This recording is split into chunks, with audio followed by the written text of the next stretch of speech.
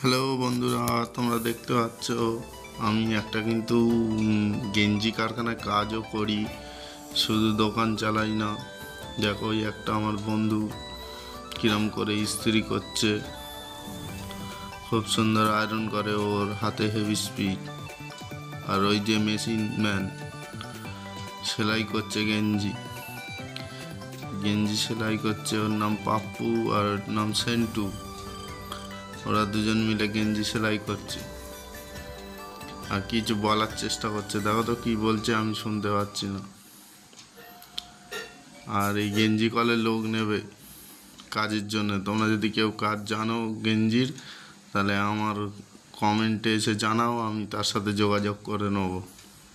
এটা একটা কাকা গেঞ্জি সেলাই করছে। কাকা কিন্তু হেভি গেঞ্জি সেলাই করছে। এটা গেঞ্জির নিচের পার্টটা, এটাকে ডাউন বলে। এটা যদি কেউ জেনে থাকো তাহলে বলবে, এই সেলাইয়ের জন্যেও লোক লাগবে। আর এটা হচ্ছে আমিও গেঞ্জি কলে ইস্ত্রি করি, দেখে নাও আমার কাজ।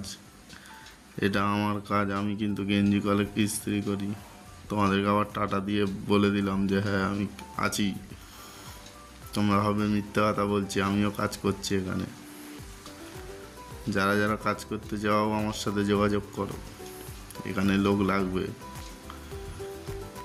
ঠিক আছে।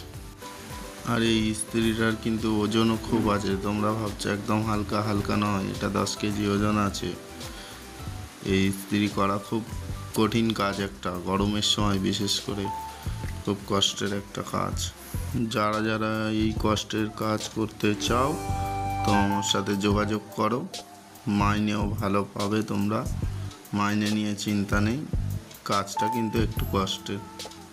কে কে করবে আমার কমেন্ট বক্সে এসে জানাবে, যাদের ভালো লাগবে, যারা জানো আর কি এই কাজটা। ঠিক আছে, আজকের মতন এখানেই ভিডিওটা স্টপ করছি। এরপর নেক্সট ভিডিও